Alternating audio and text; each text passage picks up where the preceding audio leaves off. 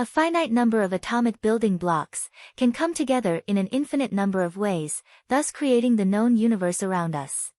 Yes. That's what happened next, our third milestone.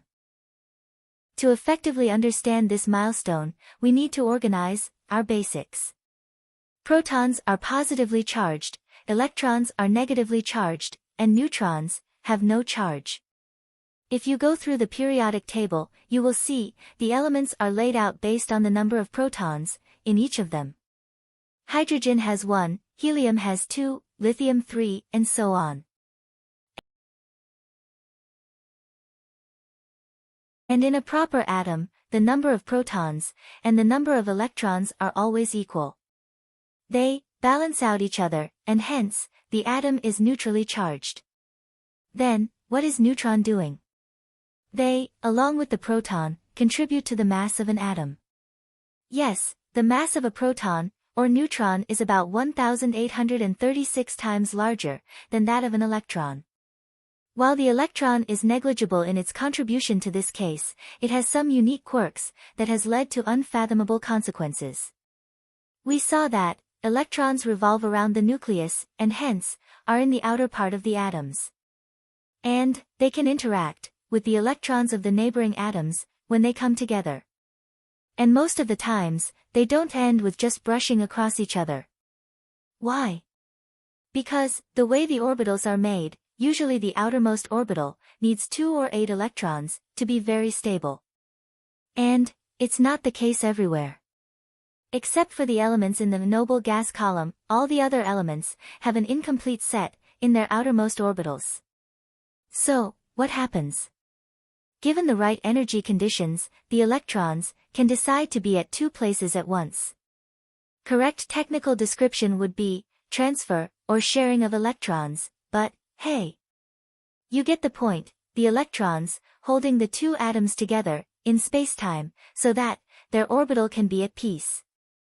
And this, my people, is what leads to the formation of a molecule, kickstarting the whole infinite pathway of making various compounds. It's infinite because it doesn't have to end with just 2 atoms. That was just the oversimplified version to explain the concept. This is the very foundation on which material science rests. Unlike what we saw about the elements, this one is our turf. Both nature and man are very adept at doing this. The simple elements created by the stars can form so many galaxies and much more mysteries because of the infinite ways they can come together by this process. Also, as humans, we mastered this blend of art and science since very early days of civilization. That's why we are able to create so many miraculous and magical technologies around us. To understand more, let's go chronologically.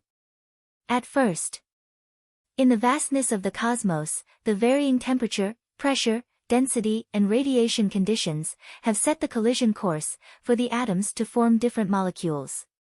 From the simple hydrogen, water, ammonia, carbon monoxide to the mysterious helium hydride, polycyclic aromatic hydrocarbons, a slew of molecules were formed. So, at our third milestone, we see that the almost smoke-like gases from the Big Bang kept going through these transformations, and the universe was gradually filled with heavier atoms and other molecular compounds. This mixture forms the interstellar dust from which galaxies and planetary systems are born. And the universe has been very busy at that. There are an infinite number of heavenly bodies out there, but what is of interest to us is our Earth. The scene of our most crucial, fourth milestone. Why is it so special? Did it pick up a host of exotic molecules from the cosmos? Did it inherit any reactive property of a star? Did it follow a unique path while being formed into a planet? The answer seems to be no. It's not about how it formed, but what happened afterwards. Yes. This is the planet where life happened. And that changed everything. In the entire cosmos, particles collide and make elements or compounds based on what is possible in their environment. But here, they are brought together based on what life needs. And, most of the time, they were all against the odds. Matter comes together so differently on this planet that they make materials that are completely exclusive to us. When it comes to the universe, it is not gold or diamond that is exotic. It is wood that the entire cosmos would be jealous of. That's why, being a materials scientist on this planet is so exciting. Yes. The journey of the fourth milestone is so captivating that it deserves its own video.